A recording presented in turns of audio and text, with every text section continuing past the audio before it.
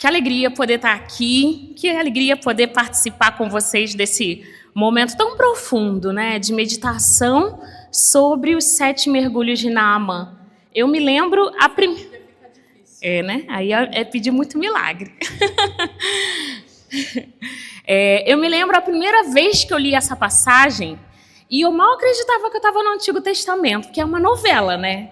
É uma coisa tão bem construída, com começo, meio e fim, e clímax, e aquela torcida que você dá, ele vai ou não vai, né? Eu achei tão sensacional que eu me lembro da primeira vez que eu li e me surpreendi. Alguns trechos do Antigo Testamento têm esse poder em mim. Essa semana, eu acho que a liturgia do dia foi sobre os 7 filhos da... Ai, meu Deus, os 7 mártires... Vocês não lembram também? Então, achei que vocês fossem me completar aqui, mas não me lembro. Mas também é outra história do Antigo Testamento que, assim, eu acho tremenda. E que alegria poder participar. E eu estava pensando, né, estamos justamente no meio. Passaram-se 3 mergulhos, temos ainda depois desse mais 3 mergulhos. O meio é o local ideal para revisão, né? Para a gente parar, ver se o processo está dando certo antes de continuar. Não é assim? Se você está seguindo um caminho, né, quem dirige já passou por isso com certeza. Você não sabe bem onde vai dar. Então chega uma hora que você para, deixa eu ver se eu estou certa, né? Senão eu vou para tão longe do meu destino que vai dar muito trabalho voltar. Então ali no meio do caminho você para, faz uma análise, uma revisão de rota para saber se está indo bem, se está no caminho certo e então poder continuar. E caso não esteja, a gente arremete, né? A gente volta do início e vai, segue, porque o caminho está lá nos esperando. Você está disposto a fazer essa pequena revisão?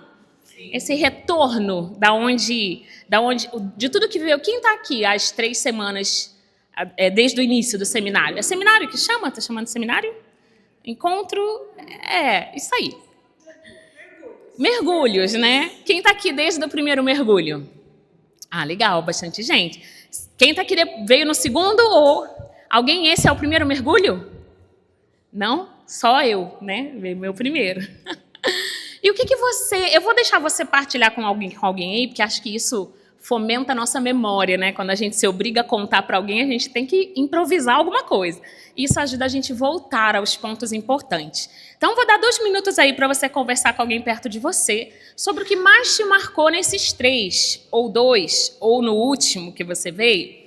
Mas o que foi mais enfático, impactante para você? 2 minutos.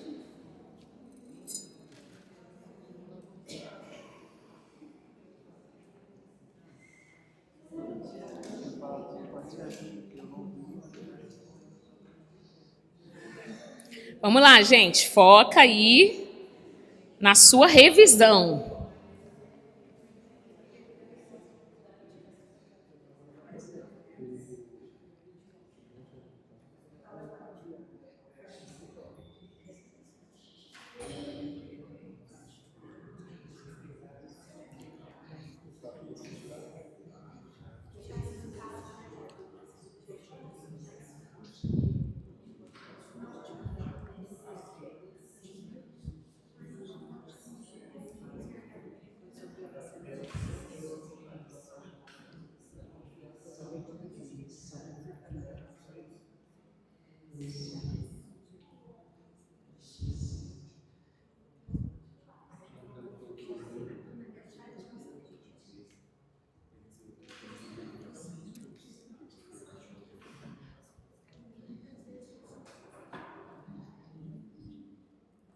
Foi? Deu para partilhar?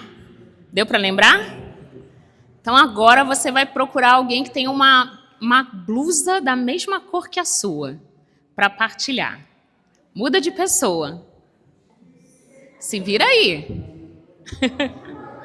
Ó, tem um tom de rosa ali, Larissa. Dá para ir com a Alessandra. Pode fazer trio das algodão doce. Que mais? Tem um azul ali, ó. Vai lá.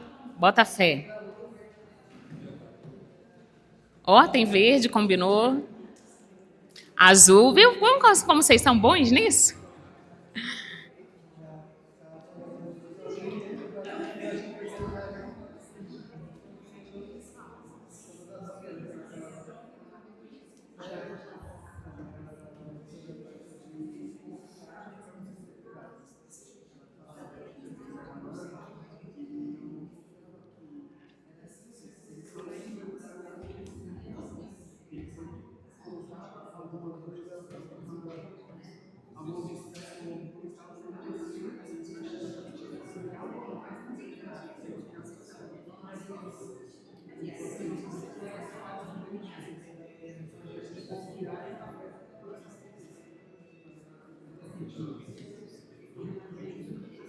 Amém? Amém. Vamos voltando para o lugar.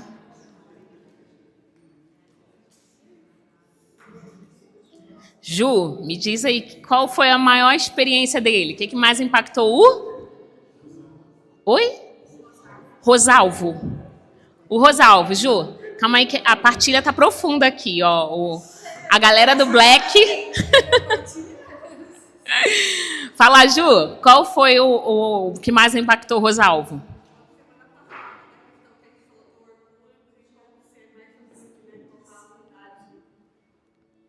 Muito bom. Cadê a Larissa? Gente, sumiu. Ah, tá aqui, achei. Larissa, o que mais impactou a Alessandra?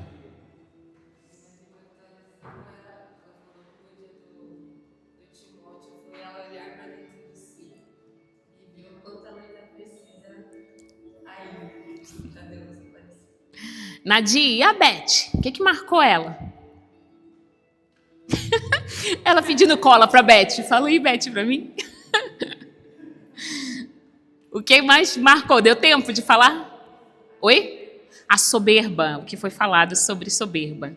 A Thalita e a coisa que estão numa partilha muito... Eu vou querer saber, né? Fala aí, Neide, o que mais impactou a Thalita?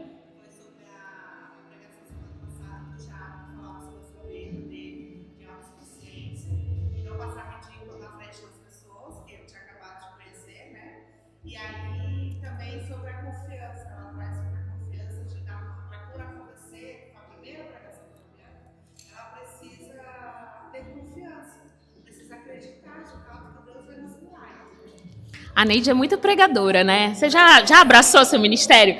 Eu fiz uma formação para a equipe de comunicação e ela pegou uma coisa simples e fez uma transformação que eu... Nossa, que profundo. Abraço que é teu, permanece fiel, luta sem desanimar, querida. Deus te chama ao ministério. Mas eu pensava nisso porque a gente não tem como andar para frente sem recolher tudo que foi dado até agora. Tudo que você recebeu até agora, tá aqui, gente? Ah, tá. Olá, Fabiana. Olá, Natália Feliciano. Vocês ganharam de mim, eu fui até olhar, né? O que era. Tudo que nos acontece se transforma em plataforma para o impulso do que ainda virá. Não se perca do que Deus falou até agora. Foi curioso, eu explicava uma amiga minha que está engatinhando na fé, né? Está começando agora a sua caminhada. Ela me perguntou, Tati, o que é inferno para você? E aí eu falei para ela que, dentro da minha experiência, alguém que já viveu um luto de alguém próximo? O luto de alguém próximo? Então, se você vai entender o que eu estou falando, né? Fez 3 anos que meu pai faleceu. E eu falava, faz esse tempo, e eu ainda sinto uma dor visceral. Sabe aquela dor que te encurva quando você lembra? Assim, das vezes em que eu não atendi o telefone dele, das vezes em que eu estive no Rio de Janeiro, mas não fui visitar, das ligações que eu prometi fazer e não fiz. Sabe? Você que perdeu alguém, você passa por isso também? Aquela culpa do que você deixou de fazer, do que você deixou de aproveitar. E eu falei para ela que, para mim, o inferno é justamente isso. É ter a consciência completa de quem é Deus, do que Ele fez por mim e do quanto eu desprezei aquilo. De quantas oportunidades eu perdi de tudo que Ele dispôs para mim. De todas as vezes que Ele estendeu a mão, eu virei as costas e passei direto. Isso para mim é inferno, quando a gente tiver a plena consciência que a gente ainda não sabe quem é Deus. Só a graça do corpo ressuscitado vai nos permitir isso. Nós perdemos isso no pecado original, né? Isso faz parte dos dons preternaturais que Adão e Eva perderam por causa do pecado. A gente não tem a consciência real de quem é Deus. E quando a gente tiver, vai ser essa dor visceral assim, nossa, se eu pudesse voltar no tempo.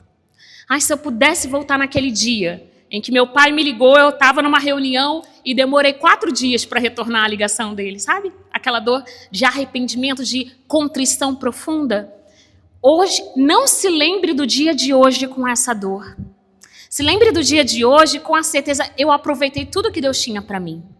Se lembre desses momentos do mergulho de Naamã como, olha, eu absorvi como esponja tudo que Deus me deu. Porque todas as outras vezes que a gente tiver que lembrar com dor, com pesar, porque não demos a atenção que Deus merecia. E esses dias não estejam inclusos. Por isso, foi pensando nisso que eu quis fazer, iniciar com essa revisão, né? Para que você olhe o que Deus está dispondo para você e aproveite tudo, porque é para você. Esse momento foi pensado para você, por isso que você está aqui. A gente tem o costume de pensar, ai, meu marido devia muito estar ouvindo isso. Nossa, como eu queria que a minha tia estivesse aqui. A gente vai sempre transferindo a graça de estar recebendo. Querido, ninguém precisa mais disso do que você. Senão outros estariam aqui, né? Nós precisamos disso, né? A Bárbara rezava e entrava muito em comunhão com o que eu rezava também, né? Que seja para mim também, né? Que seja um novo mergulhar para mim também. Então, que a gente possa aproveitar tudo que Deus tem para nós. E Deus está me inspirando uma oração. Vamos fazer uma oração para começar. Sei que já rezaram. Eu me atrasei um pouquinho, cheguei no finzinho da oração. Mas vamos rezar mais uma vez. Feche os seus olhos aí onde você está mesmo. Aproxima seu coração de Deus com intenção.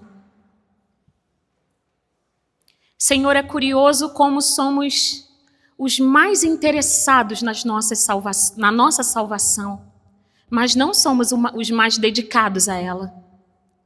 Tu trabalhas, Senhor, e Tu está pensando nesse momento antes que o sol se levantasse. E eu mal comecei a pensar no que eu receberia. Então me ajuda, Senhor, a estar inteiro nessa noite. Me ajuda a recolher e aproveitar tudo que eu recebi das outras noites. Me prepara para as noites que ainda virão. Não me deixa perder nada, Senhor. Que o meu cansaço e as preocupações percam lugar no meu entendimento para o meu interesse. Que as distrações não me tirem um só segundo dessa sala, dessa capela. Mas que a minha vontade de estar aqui e de absorver tudo que Tu tem para mim e promover uma transformação radical no meu interior a partir daquilo que eu ouvir nesse lugar. Por isso, Senhor, não me deixe, de novo, desperdiçar o Seu tempo na minha salvação, porque ele é curto. Ave Maria, cheia de graça, o Senhor é convosco.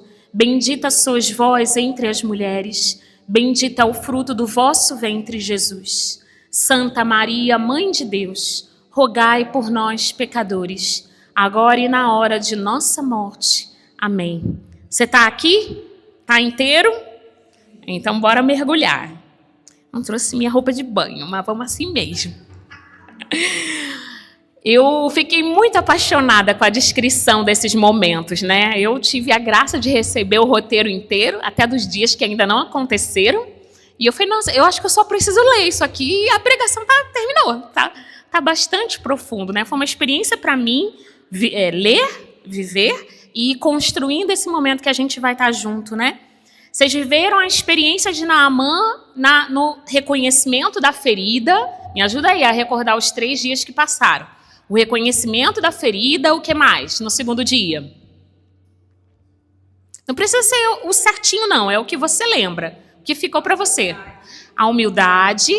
A humildade é algo que vai acompanhar a descida para a humildade. Muito bem. Não vou procurar as nomenclaturas ali certinhas, não.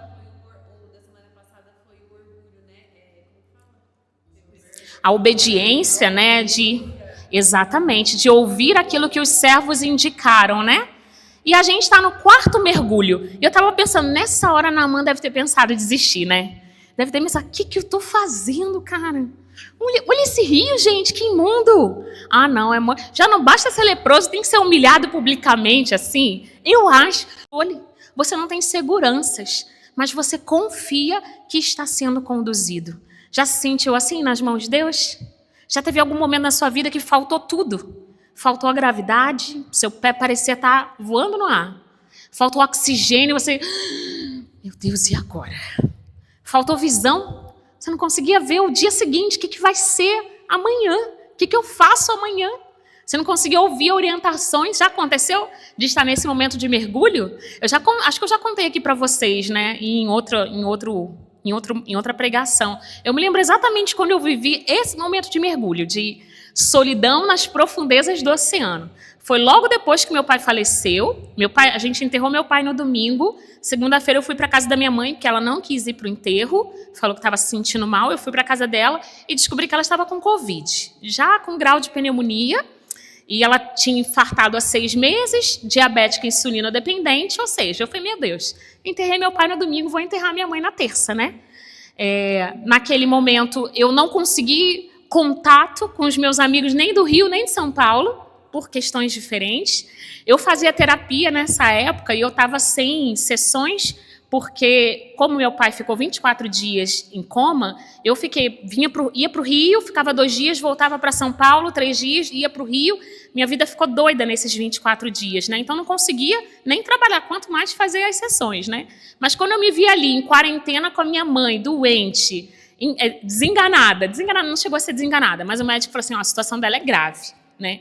E quem passou pelo luto sabe, né, que você tem a impressão de que todo mundo que você ama vai morrer também, né? É consequência do luto. Eu lembro que, como ela testou positivo, eu tive que fazer o teste também, né? E aí eu precisei preencher um cadastro lá e a moça me fez essa pergunta: pai e mãe vivo? Eu não consegui responder. Eu ainda não tinha verbalizado que meu pai tinha morrido, não tinha falado ainda. Tinha um dia que eu tinha enterrado ele, né? E eu não tinha certeza se minha mãe estava viva ou não. É louco, né? Mas eu não conseguia responder com precisão. E ela falou assim, pai e mãe vivo? E eu... Pai e mãe vivo? Não sei, moça. Que desespero que foi, né? E aí eu falei, fazia terapia, estava sem sessão, procurei meu psicólogo, pelo amor de Deus, qualquer horário, da madrugada, do dia, eu estou em quarentena, me atende, pelo amor de Deus. Eu recebi uma linda mensagem dele dizendo, desculpa, Tati, mas eu estou cancelando todos os meus atendimentos, porque minha esposa tentou suicídio e eu estou agora focado em ajudá-la, né? O que eu vou dizer diante disso? Pelo amor de Deus, cuida da sua esposa, né? Cuida da sua família. E não sobrou ninguém. Não tinha chão, não tinha oxigênio, mas Deus estava lá. E eu percebi, ainda me impacta lembrar desses dias, porque o que pareceu uma noite escura, um momento muito difícil, foi o meu melhor encontro com Deus. Porque Ele tirou da frente todas as distrações. Ele tirou a família, os amigos, a comunidade. Ninguém me socorreu para que eu percebesse que era Ele quem me daria o socorro. Se as pessoas estivessem presentes nesse momento da minha vida, eu não teria percebido Deus. Foi porque elas não estiveram que eu me dei conta, na falta do oxigênio, na falta da visão, na falta da gravidade, que Deus é quem estava me sustentando.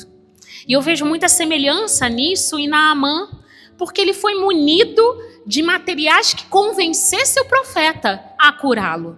Ele foi com a carta do rei. Ele tinha uma honraria ali, né? Tinha uma garantia de honra. Ele não era qualquer um. O próprio rei tinha escrito lá a carta, olha, esse aqui é chegado meu, é querido meu. Se fosse no Rio de Janeiro, esse aqui é meu querido, trata bem, né? Ele levou presentes, recompensas. Não, ele vai me curar porque, olha essa carruagem aqui, cheia de presentes. Tu acha que ele não vai querer? Eu vou convencer ele pelos presentes. Ele foi cheio de disposição para fazer algo difícil, algo desafiador. Ele era general, ele era um homem militar. Ele estava preparado, e mais que preparado, acostumado a conquistar coisas através da luta. E aí o que o profeta pediu para ele não foi nada do que ele esperava. O profeta não se admirou dos tesouros, não se influenciou pela honra da carta, não cedeu ao desejo dele de fazer algo difícil, mas pediu algo simples. Pediu 7 mergulhos. E aí ele achou, não quero. Desse jeito eu não quero. E aí me lembra muito quando a gente vai em busca de uma graça, de um milagre, de alguma graça de Deus, e a gente já desenha como Deus tem que fazer a graça, né? Deus, eu preciso de um emprego. Aí eu estava vendo lá no LinkedIn essa vaga, Deus, olha, é perfeita para mim. O salário é bom, o status da empresa é legal, não sei o quê. Deus, me dá essa vaga. Mas você não queria um emprego? A gente já desenha para Deus, né? Tipo caixinha de sugestão. Tá aqui, Deus, é esse milagre, desse jeito, desse tamanho, com essa cor que eu quero, né? E Naamã foi assim também pro profeta. Eu sei o que eu quero, eu sei como eu quero. Você vai sair da sua casa, vai impor as suas mãos, vai brilhar uma luz em algum lugar e eu vou ficar curado. E aí eu te dou os presentes, a carta e tudo que foi. E aí o servo, muito sábio, disse para ele a frase que desconstruiu, que foi o que vocês ouviram na semana passada, né? Se fosse algo difícil, você teria feito. Não foi isso que ele falou? Mas como foi algo simples, você não quer fazer? Sabe por que Naamã preferia que fosse algo difícil? Porque aí ele poderia atribuir a si mesmo. Olha, ele me pediu para subir 7 montanhas. E eu fui. E pelo meu ímpeto, pelo meu esforço, pela minha garra, eu conquistei a cura. Vê se não é isso. Se Naamã tivesse pedido, eu quero que você traga 7 carruagens cheias de presentes como essa. Eu fui, eu dei tudo que eu tinha, todos os meus tesouros, os tesouros dos meus amigos, reuni tudo e entreguei para ele. Seria mérito dele. Se o profeta tivesse pedido algo difícil, ele não poderia atribuir a si mesmo. Aliás, ele poderia atribuir a si mesmo, mas pediu algo simples.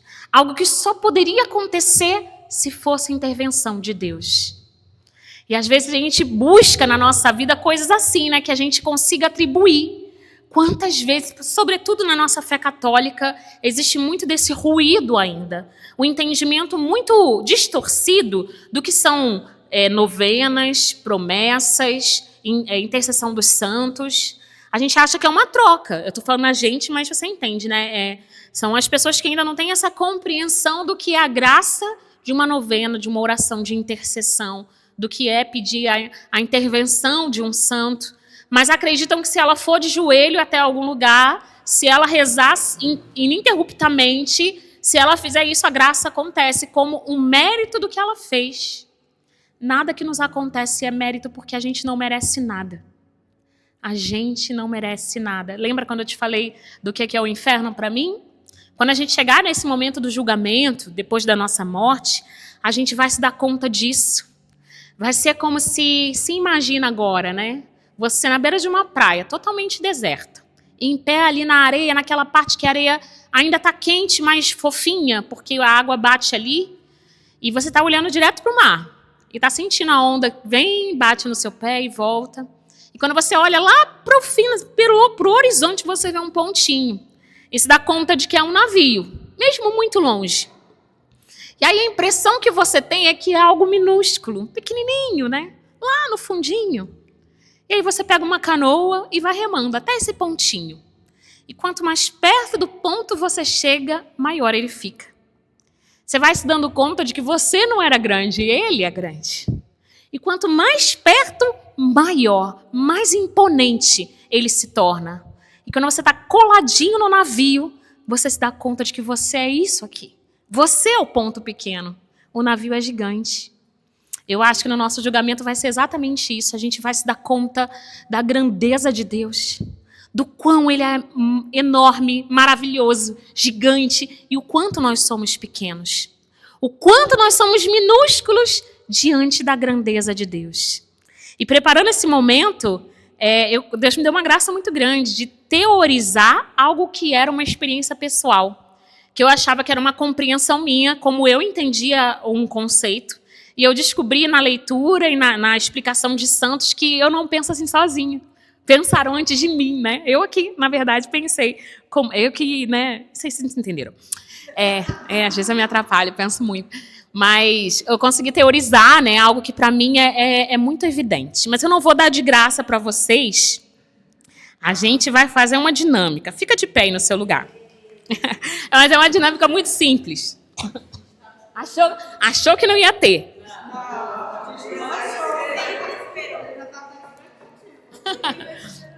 Você já brincou de vivo ou morto? Sabe como é? Morto. eu preciso comentar. Eu entendo a dificuldade do joelho. Não precisa. Se te causa dor, não faça. Mas eu morri de ele morto. Ótimo, pode fazer assim, sem problema, tá bom? Mas vamos lá, vivo, morto. Sem preguiça. Faz valer a academia, gente. Olha o agachamento aqui, ó. Tá bom, você já entendeu. Pode ficar de pé, vivo. A gente vai brincar de vivo ou morto. Mas, como vai funcionar? Eu vou falar uma situação E se ela aconteceu com você, se você se identifica de alguma forma com o que aconteceu, uma vez na sua vida, ou sempre acontece, se você se identifica, você vai, quando eu falar vivo ou morto, você vai ficar morto, você vai abaixar. Se aquilo nunca aconteceu com você, você não se reconhece assim, quando eu falar vivo ou morto, você fica vivo, fica de pé. Combinado? Então, se eu falar, na quarta-feira você entrou na Capela Santa Luzia, vivo ou morto? Vocês não entraram na Capela Santa Luzia numa quarta-feira, entendeu? Vamos de novo, gente. Aqui, gente, hoje é quarta-feira. Vamos lá, vamos testar de novo. Sim, mas você não... Hoje é quarta-feira, você está na capela. Por acaso hoje é quarta-feira?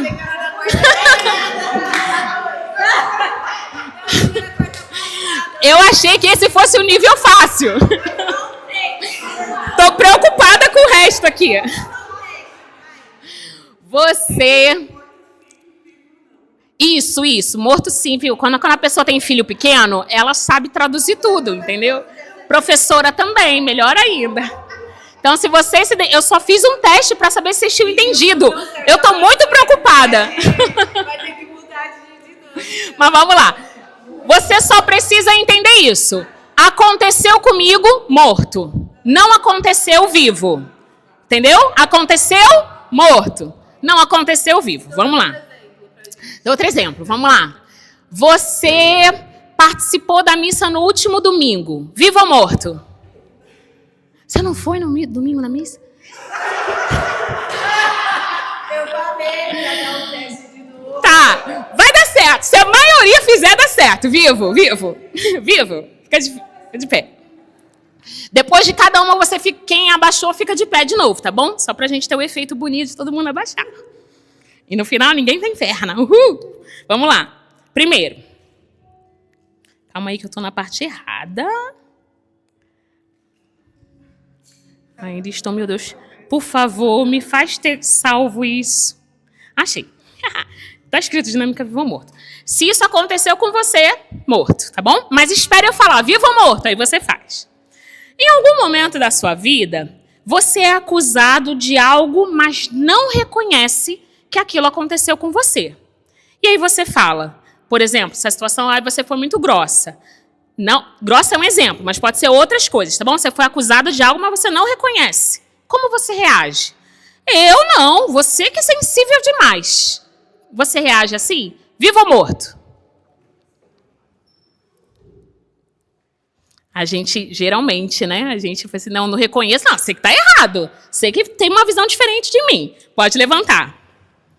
Quando você recebe uma correção sobre algo que reconhece, que realmente, não, isso é verdade sobre mim. Ela está falando, eu sei que eu sou assim.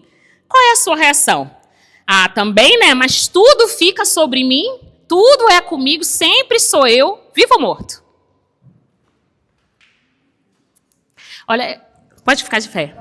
Eu esqueci de falar uma coisa no início da dinâmica e eu estou muito contente que não precisou, porque eu ia fazer todo um discurso para você ser sincero.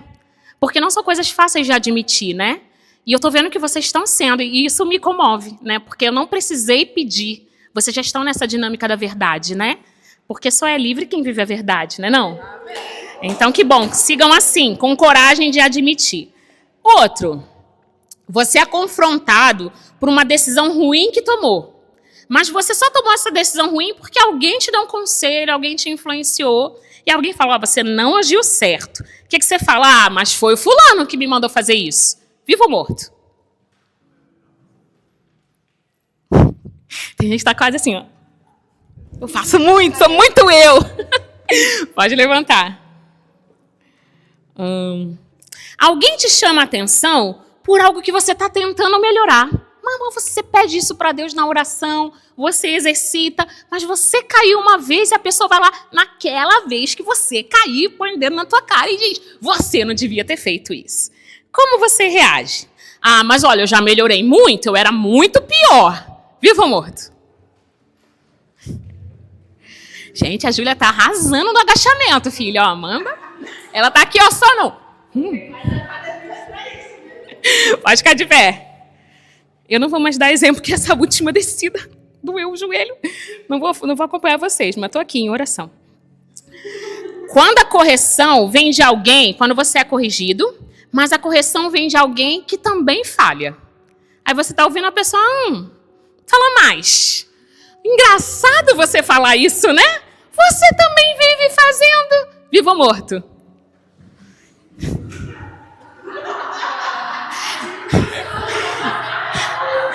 Não, a Luísa começou no ler parkour aqui, ó.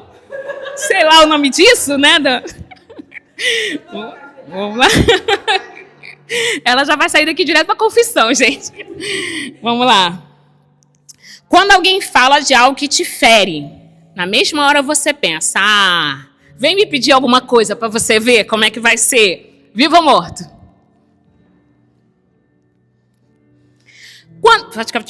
Quando na sua oração, você transforma ela em desabafo. Deus, olha, minha vida está muito difícil, meu marido não muda, meu filho é um problema, meu emprego é uma perseguição. E a sua oração é essa. Vivo ou morto? Pode ficar de pé. Pode sentar, na verdade. Difícil, né? Admitir, é mais difícil fazer o agachamento ou admitir? As duas coisas, né? Dói na alma. Mas cada uma dessas questões trazem coisas muito importantes para nós. E o próprio movimento de abaixar diz muito. Vocês abaixaram quem abaixou todas as vezes? Né, Luísa? Quem abaixou todas as vezes fez 7 mergulhos. Né? Foram 7 questões. Vocês abaixaram 7 vezes. De coisas que nos ensinam muito, porque quando nós somos confrontados na vida prática, no cotidiano, no dia a dia, a gente reage assim, buscando transferir a culpa, buscando justificar, trazendo a justificativa, trazendo valor para as minhas tentativas. Mas o humilde, ele aproveita toda ocasião para crescer. E ainda que quem te corrigiu também erra, ele está fazendo algo muito precioso por você, te ajudando a não errar mais. Eu estou lembrando muito do meu pai nessa pregação. Eu vou falar mais um pouco dele, posso? Uma das minhas maiores dores quando vivi a perda do meu pai, vou chorar, foi lembrar do nosso último momento junto, né? Que foi no Dia dos Pais. Meu pai morava no Rio de Janeiro, eu sou de São Paulo. Então, nosso último encontro foi em agosto, né? Ele faleceu em outubro, no Dia dos Pais. E foi um momento de muita crise. Porque eu tinha ido para a casa dele, passei uns dias na casa dele. E aí, no momento, na refeição, ele e a esposa, a gente estava conversando e ele fez uma grosseria muito grande com a esposa dele, né? Ela foi falar, não, calma aí, tô falando com ela, não se mete, que não sei o quê. E meu pai viveu um processo de conversão muito grande. Isso fica para outra pregação. Quando você me chamar de novo, eu vou contar essa parte. Mas meu pai era um homem muito convertido. E aquilo me chocou quando eu vi ele fazendo aquilo, né? Então eu esperei a Rita, né, a esposa dele, sair. Quando a gente ficou sós, eu falei assim, pai, você não pode fazer isso. Como você trata tão bem as pessoas da rua que você não conhece, as pessoas da igreja? Meu pai ia para a missa no domingo das 9. Ele saía de casa às 7 horas. Porque ele ia buscando as pessoas que não tinham locomoção. Ele era ministro da Eucaristia. E ele era ótimo em cancelar visitas de ministro da Eucaristia. Porque ele era levado para aquela casa e descobria que a pessoa estava bem. Ela só não tinha quem levava ela para a igreja. Ao invés de levar a Eucaristia, ele passava lá e levava a pessoa para a missa. Ou então o outro tinha medo de andar na rua sozinho. Ele passava e levava. Ele fazia o transporte escolar no domingo. Um homem muito de Deus, né? Obrigada. Deus, eu não preciso. Tem que manter a linha. Mas, E aí eu falei assim, pai, não tá certo. Como você trata bem as pessoas de fora? Faz tanta bondade, tanta caridade. E a sua esposa você trata assim? Né? E eu fui bem dura com ele, né? Depois desses dias, a gente conversou por telefone algumas vezes, né? E ele me falou assim, filha, eu estou muito triste com as coisas que você me falou. E eu falei assim, poxa, pai, me desculpa, eu não queria te magoar, mas eu precisava te dizer aquilo. E ele falou assim, não estou triste porque você disse, eu estou triste porque eu reconheço que eu realmente errei nessa situação. E eu falei assim com ele, foi a nossa última conversa, né? Eu falei, pai, todo erro que é apontado para a gente em vida nos possibilita evitar um tempo de purgatório. Se você reconhece e redime isso em vida, você pode se purificar, se retrata, se confessa e tem atos de transformação. Trata bem sua esposa. E isso não vai pesar em você no purgatório. Foi a nossa última conversa. Depois de um tempo, eu entendi que foi necessário, né? Meu pai precisava ouvir aquilo. Mas é claro que eu queria que meu último momento com ele fosse um abraço, né? Presencial ali. Né? Fosse como nós tínhamos tanto. Meu pai era tão carinhoso. Mas nosso último momento presencial ali, fisicamente mesmo, foi um desentendimento, foi uma correção, né? Digamos, não foi desentendimento, mas uma correção. E aí eu quero dizer isso para vocês, né? Esse reconhecimento... Ih, eu esqueci porque que eu falei. E estava falando isso. Tá bom, vou continuar, vai dar certo. Esse reconhecimento que nós fazemos, né, das nossas fragilidades, das nossas teimosias, do como nós reagimos diante dessas situações, o reconhecimento disso e esse movimento de se retratar, se confessar e ter atos de transformação, atos contrários, dizer, nossa, obrigada, eu vou pensar sobre isso, eu vou rezar, porque talvez a pessoa esteja errada, viu? Talvez ela te acuse de algo que não é verdade, mas você não pode chegar a essa conclusão na hora. Você precisa de ajuda, de um outro ponto de vista, para te ajudar a enxergar aquilo, porque talvez seja verdade, e aí está o ponto da humildade. Considere que você pode estar errado. É difícil a gente fazer isso. A outra, quando você é corrigido e sabe que está errado sobre aquilo, a gente faz o que é a justificativa, né? Mas também eu tinha que errar, né? Tudo sou eu nessa casa, tudo sou sempre eu nesse lugar, só eu que faço isso. E a gente vai reagindo contra a humildade. Sabe o que significa humildade, gente? Eu fui buscar a etimologia da palavra humildade. E ela vem de humus. Ela vem do latim humus, que é chão, que é solo, que é abaixar, sabe? Que é rastejado. E é muito bonito isso, porque Deus ia me dando a imagem do pecado original, do paraíso. Justamente a proposta que a serpente fez para Adão e Eva foi elevar-se. Se tornar Deus, não foi isso que a serpente falou para Eva? Você vai conhecer o bem e o mal, você vai ser como um Deus. E até o ato de pegar a maçã no alto de uma árvore é um elevar-se, né? E o que Deus fez como consequência dessa tentativa de elevar-se? Rebaixou-os. A serpente passou a quê? A rastejar o ventre no chão. Adão e Eva foram o quê? Expulsos. Foram para a terra. A gente olha isso como castigo, né? Mas Deus estava dizendo de maneira prática, até geográfica, você precisa descer. Você precisa abaixar-se para poder voltar ao paraíso. Esse é o movimento. E é desafiador, mas necessário.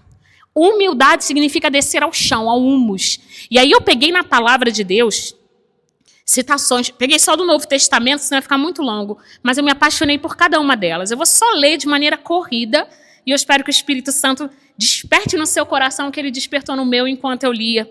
Porque é lindo o quanto Deus insiste, o quanto os apóstolos nas suas cartas, o quanto Paulo foi enfatizando, descobriram esse, gente, o macete da salvação é a humildade. Para ser salvo só precisa ser humilde. Não é fácil, mas é simples. Veja o que as Escrituras falam, né? Lá em Filemão, embora sendo Deus, não considerou que o ser igual a Deus era algo que devia apegar-se, mas esvaziou-se a si mesmo, vindo a ser servo, tornando-se semelhante aos homens. Olha como Paulo fala de Jesus. Ele podia ser tratado como Deus, mas não se apegou à condição de Deus. Você quer ser tratado como consagrado? Como o da igreja? A referência de santidade? Não se apegue a isso. Desça. Não tem coisa mais bonita do que alguém falar de você sem que você se apresente. Tem coisa que se você precisa falar... Sabe quem é o José Wilker, um ator que já faleceu da Globo? Ele conta um episódio que me marcou muito. Ele chegou num evento, num evento desse chique, e aí a pessoa que estava na porta parou ele. Falou, quem é o senhor? E aí as pessoas olharam assim para ele e você não sabe quem é José Wilker, pelo amor de Deus, né? E ele falou assim, você é famoso? Aí ele falou, se eu tenho que responder essa sua pergunta, não sou. E é muito sábio isso, né? Se eu fosse famoso, você saberia quem eu era, então eu não sou. Foi um ato de humildade, né? E só os sábios são humildes. Eu fiz 6 meses de uma loucura, de um devaneio acadêmico, que eu fiz um mestrado na USP de tecnologia nuclear. Trouxe poucas coisas para a minha vida do que eu aprendi nesses 6 meses. Mas uma que me marcou muito foi o que o professor falou, que ele falou, o primeiro sintoma da sabedoria é a humildade. Engraçado ele trazer como sintoma, né? Mas é verdade, todos os sábios são humildes. Lembra a figura do navio? Porque quanto mais perto da sabedoria eles estão, mais eles reconhecem que são pequenos, que não são nada. E aí Jesus, podendo ter essa altivez... Oi, que é... Tem? Eu tenho 10 minutos, vamos. Então eu vou ler muito rápido aqui, gente. Eu vou parar de fazer sem a versão comentários do diretor, tá? Quem se exalta será humilhado e quem se humilha será exaltado. Mateus 23.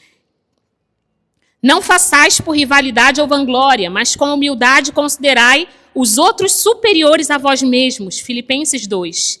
Ele se humilhou, fazendo-se obediente até a morte e morte de cruz. Filipenses 2.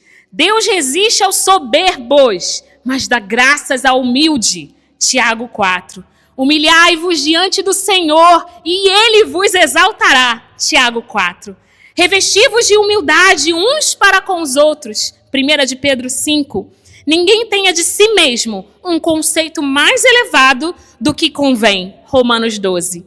Com toda humildade e mansidão, com paciência, suportai-vos uns aos outros. Efésios 4. Revesti-vos de humildade, mansidão e paciência. Colossenses 3.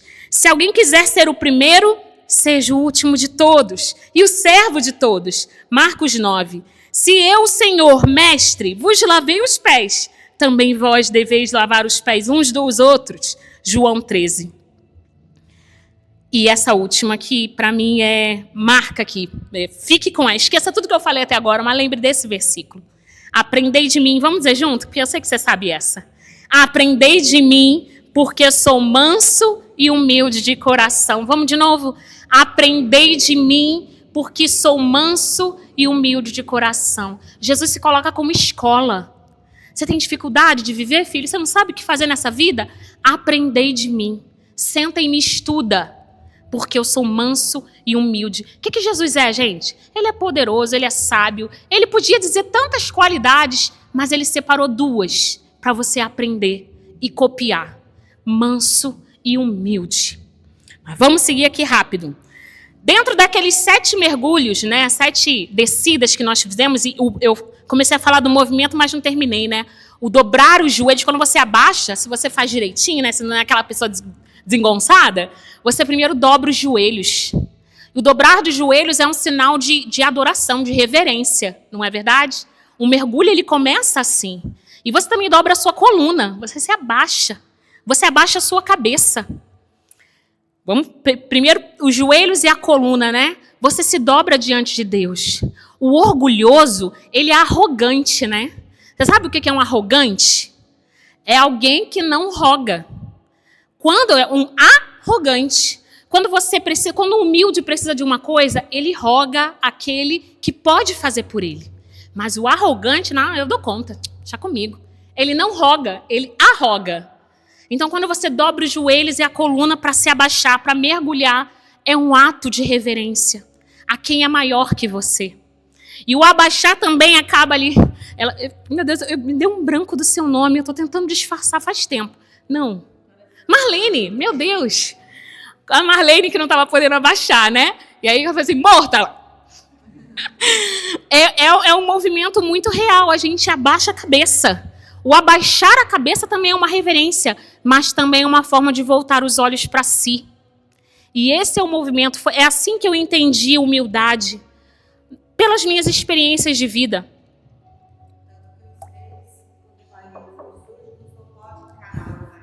A pregadora, calma aí, gente, só dividir aqui. O Geis, fala alto para todo mundo te ouvir. Vem aqui no microfone. Uma salva de palmas. Não, eu estava falando que os súditos, quando vai... Que vergonha. quando ele vai reverenciar os reis, eles nunca encaram, nunca podem encarar. Eles sempre se abaixam e baixam o olho para o chão, ou para si, onde for, né? Por conta dessa, não pode encará-lo, porque eles são maiores, os reis são maiores que eles, né? Muito obrigada, querida pregadora. Mas também é um voltar de olhos para si mesmo. A gente tem a dimensão de que humildade é você olhar para o lado e se colocar menor do que o outro. É quase uma comparação por quem está do lado. Mas a humildade é você olhar para cima e ver o tamanho de Deus. E eu entendi isso na minha experiência de vida, porque quando eu fui me dando conta do que Deus me perdoou, do que eu fui capaz de fazer e até onde eu cheguei, e ainda assim Ele não desistiu de mim. Ele não rasgou os planos da vida da Tatiana, mas reconfigurou tudo para continuar de um jeito novo. Eu falei, nossa, se Deus fez isso por mim, eu preciso fazer isso pelo outro. Os atos de humildade está em enxergar a sua própria baixeza, em olhar para si. E eu fiquei muito contente quando eu encontrei isso na vida dos santos. Eu não vou ter tempo de ler tudo, mas eu quero ler só de um padre, que é o padre Antônio Roio Marim, que é maravilhoso. Se vocês já não leram o livro dele, leiam, que ele é incrível. Ele fala assim, ó, a humildade é uma virtude derivada da temperança, que nos inclina a coibir ou moderar o desordenado apetite da própria excelência, dando-nos o justo conhecimento da nossa pequenez e miséria, principalmente com relação a Deus. Olha que lindo! Ele nos faz moderar o desordenado apetite da própria excelência, dando-nos o justo conhecimento da nossa pequenez e miséria, principalmente com relação a Deus. Jesus disse isso muitas vezes no Evangelho, sabe, na parábola do empréstimo lá, que ele fala, a quem muito foi perdoado, mais ama. Quando a gente passa pela experiência do perdão, de Deus acreditar em nós, embora sejamos improváveis, não sejamos capazes, não tenhamos nada que justifique a eleição de Deus, a gente olha, nossa, como Deus é maravilhoso. E quando você reconhece o amor de Deus, você está disposto a fazer isso ao outro. Então a humildade não é uma comparação, não é você... se torna hipocrisia se você exercitar a humildade olhando para o outro. Não, vou ficar mais baixo. A falsa modéstia, sabe? Eu não vou falar aqui porque... vou deixar os outros aparecerem. Você acaba exercitando de maneira errada. Quando você olha para o lado e fica se moldulando ali pelo tamanho de quem está perto. A humildade começa no você olhar para cima e assim, meu Deus, como Deus é grande. Eu não sou nada. Eu sou miserável, eu sou pequeno, eu sou coisa nenhuma. Isso te faz tirar de dentro de si atos de humildade reais, autênticos, não mascarados. Não performance de humildade. Porque performáticos não converte. Mas atos de humildade real move qualquer coração a Deus. É engraçado falar de conversão. Eu estou voltando muito devagarzinho a um ministério que eu sou muito apaixonada, que é com crianças, né? E aí eu fui conduzir um momento com crianças, e aí eu perguntei para elas, né? O que é conversão? E as crianças são geniais mesmo, né? Bem que Jesus disse que tem que ser igual a elas para entrar no reino do céu, gente.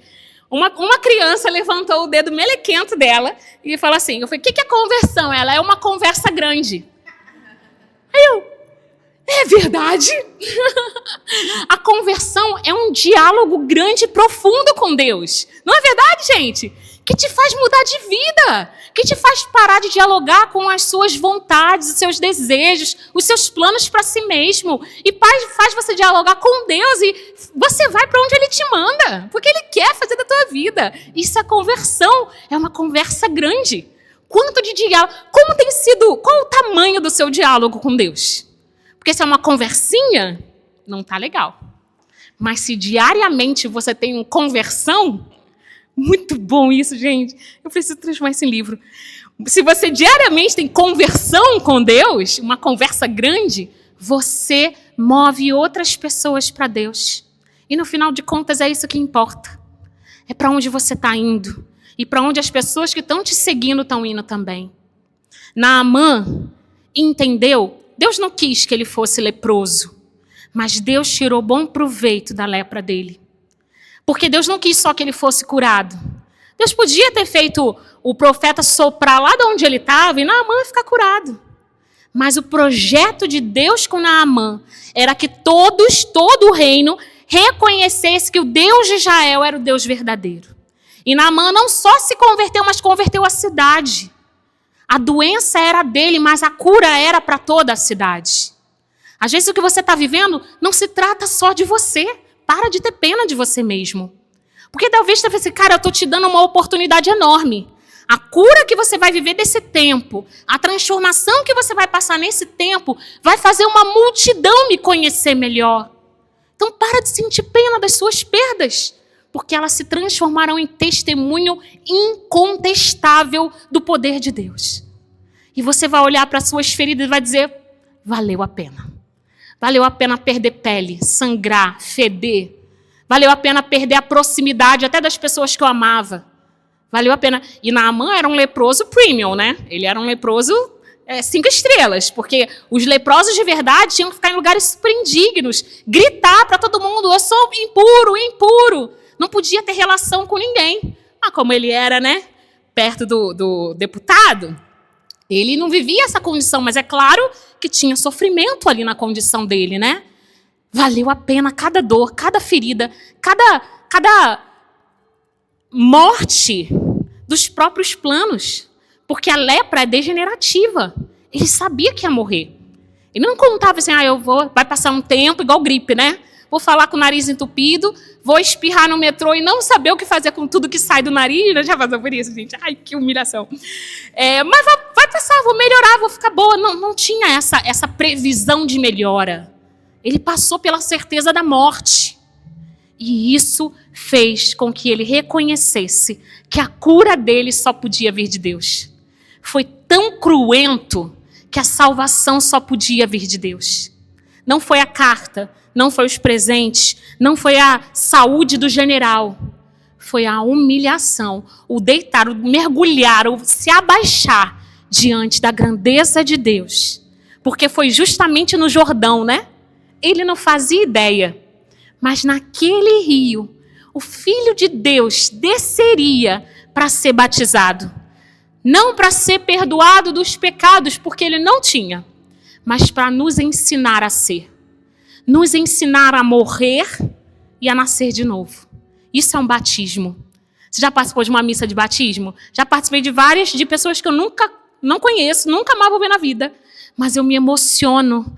Eu falei assim, esse jovem, esse adulto, essa criança está tendo uma morte agora.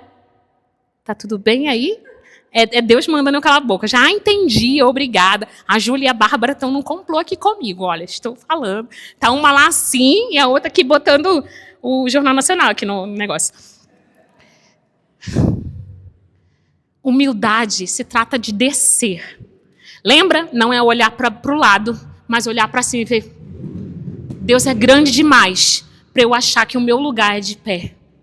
Deus é grande demais para eu me sentir enorme. E aí eu vou passar rapidinho pelos 7 mergulhos que nós precisamos fazer, coisas práticas, para a gente poder viver no cotidiano. Lembra da dinâmica do vivo ou morto? Coisas práticas para você viver a humildade de maneira verdadeira. De coisas que você precisa fugir para ser uma pessoa cuja humildade é um bem visível. É algo que leva e aproxima outras pessoas de Deus. A humildade, gente, ela é uma virtude admirada não só na igreja. Todo mundo gosta de humilde, né? Todo mundo acha bonito humilde. Ninguém consegue ser, né? Mas humildade não é pobreza, não. Tá? Porque, aquela fulana é muito humilde. Você viu a casa dela? Nossa, é de telha. Não é, humildade não é pobreza. Tem pobre muito soberbo por aí, né? Humildade é se reconhecer pequeno. Vamos para as atitudes práticas. A primeira, abrir mão da necessidade de estar certo o tempo todo. Algumas vezes, a certeza de que você está certo vai ser um segredo seu e de Deus. Você não precisa provar isso para o mundo. Você não precisa contestar isso, não, mas sabe aquele eu disse? Se eu quisesse, sabe? Não precisa, não precisa. Deixa o mundo bater cabeça com a necessidade de estar certo. Você tem a sua consciência tranquila de que fez o certo, de que falou o certo, de que agiu certo. Ainda que não reconheçam, você está no caminho certo. Não faça questão de estar certo, não tenha necessidade de ser reconhecido como certo. Segundo mergulho, para de justificar tudo que você faz. Lembra da dinâmica? Difícil, eu fiz isso, mas também fulano, né? Para de justificar. Só aceita quando você for corrigido. Cara, eu vou tentar melhorar. Você tem razão. Eu já mudei, mas eu ainda preciso mudar. Se você está falando isso, é porque eu ainda não cheguei no ponto do testemunho. O meu contra-testemunho das vezes que eu errei fazendo isso ainda é maior do que das vezes que eu não fiz. Então eu vou continuar tentando. Para de se justificar. Abandona a transferência da culpa. Às vezes a gente até aceita ser culpado, mas também não vai sozinho, né? Não, é verdade, fiz isso. Mas fulano, olha, foi... Aqui no caso da dinâmica, né? Foi você tomou uma decisão errada, mas porque alguém te indicou. A sua decisão passou a ser certa porque você fez isso influenciado por alguém? Você continua errando. Então aceita a correção. Na sua cabeça vai ficar, não devia ter dado ouvido para aquela criatura. Não devia... Mas isso é você e você. Na reação, seja humilde. É verdade, eu errei. Tem razão. Nossa, como são palavras difíceis de dizer, né? Muito mais que papibaquígrafo. Me perdoa. Você consegue falar papibaquígrafo? É difícil. Papibaquígrafo. Eu demorei um tempo, mas eu aprendi para tirar onda. É muito difícil dizer você está certo, eu estou errada, tem razão. São expressões difíceis de admitir. Terceiro, já falei, abandonar a transferência da culpa. Quarto, deixar de exaltar as próprias tentativas. Como se isso diminuísse sua pena. Imagina se um assassino chega e fala assim, olha, mas eu tentei só dar uns tapas nele, que ele acabou morrendo. Né? Não diminui a pena dele, ele vai ser preso do mesmo jeito. Para de exaltar as suas próprias tentativas. Quinta, aceita a correção sem ressentimento. Como é difícil a gente controlar o ressentimento, né? Ressentimento é aquele sentimento que você revive, ressente, sente de novo. A pessoa que falou já está aqui em outra vibe. Mas você está lá visitando, entrando naquela sala, puxando uma cadeira, mas fulano não devia ter feito isso. Fulano não devia ter falado isso comigo. Não devia, olha. Aí você pensa na coisa certinha que você devia ter dito, mas não pensou na hora. Aí você se castiga por isso, eu devia ter falado isso na hora, né? E você vai ressentindo aquilo, e aquilo vai abrindo uma ferida cada vez maior em você. É cansativo viver assim. É danificador, é suicídico. Acho que eu inventei uma palavra. Viver assim, voltando o sentimento e abrindo uma cratera cada vez maior em você. E aí quando outra pessoa chega perto, em alguma atitude que parece ser a mesma, você já repele ele. Talvez ele nem fosse fazer a mesma coisa, mas você já está aqui na defensiva, porque a ferida está grande demais. Não porque o ataque foi grande, mas a revisita àquele ataque tornou a ferida muito pior. Cuidado com o ressentimento. Reconhecer emoções difíceis ao invés de reprimi-las. Outro mergulho de admitir, não, isso me feriu. Sabe quando alguém fala meio na brincadeira, mas você também é uma preguiçosa, né? Não, todo mundo sabe. E aquilo te fere. Quando você tem a disposição de chegar para a pessoa e falar assim, olha, é verdade, eu sou preguiçosa, eu preciso de ajuda. Me feriu muito você me expor desse jeito. Você falar assim de mim. A gente foge de conversas difíceis, de conversas profundas, porque elas transformam relações. Não fuja desses sentimentos difíceis. E o último, assumir a vulnerabilidade diante de Deus. Sabe, na dinâmica, quando eu falei a nossa oração se torna um desabafo? Não é dizer que a vida está difícil, Deus sabe. Não é dizer que a culpa é de fulano, que fulano não muda, que fulano não faz isso, que não te escuta. É dizer o que você tem que falar com ele, porque a matéria-prima que Deus pode agir através da sua oração é você mesmo. É você quem tem que mudar na sua oração. É reconhecer, Senhor, eu preciso disso, Senhor. Eu vivi uma experiência tão profunda. Eu fiz uma coisa que eu não fazia há muito tempo, que é rezar ajoelhada no meu quarto, né? Eu sempre rezo ajoelhada na igreja, mas no meu quarto eu tenho o hábito de sentar. Tem um altarzinho e um recamier, né? Um lugarzinho para sentar. E eu rezo sentada. Mas um dia Deus me inspirou a ajoelhar. E eu rezei ajoelhada, né, no meu quarto. E aí eu fui falando com Deus. Quando eu percebi, eu estava dando conselho para mim mesma. E eu percebi que era Deus respondendo no meu coração. Deus estava me dando resposta, eu estava verbalizando aquilo. E eu falei assim, meu Deus, que lindo. Aconteceu porque eu desci, porque eu abaixei. O nosso diálogo com Deus, a nossa oração, não pode ser essa com medo de mostrar as fragilidades, de evidenciar para Deus os nossos pontos errados. Porque é só abrindo a ferida que o médico dá o diagnóstico. E é só com o diagnóstico certo que a cura vem.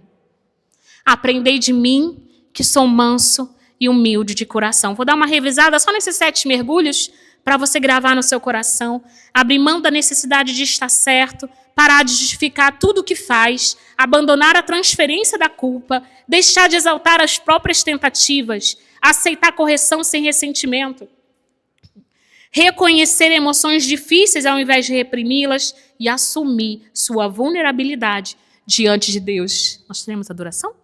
Teremos? Que maravilha! Assumir a nossa vulnerabilidade diante de Deus. E que bom que podemos ter essa oportunidade agora. Porque o próprio Deus, que um dia se fez menino num estábulo, que se fez ladrão numa cruz, se faz pão na Eucaristia. A mesma forma improvável que só quem tem fé, só quem crê reconhece, estará aqui diante de nós. E eu te convido a fazer esse movimento que nós começamos rezando essa noite. Não se distrair, não entrar na sala do costume. Sempre que tem adoração, eu faço isso, eu me comporto desse jeito, o meu corpo faz esse movimento. Não entra nos costumes. Viva uma adoração nova, um jeito novo de se colocar na presença de Deus. Faça disso uma experiência profunda de descida diante daquele que é grande. Porque só quem olha para si, se reconhece pequeno, é que é capaz de enxergar a grandeza de Deus. E aí está a verdadeira humildade. Aprendei de mim, que sou manso e humilde de coração.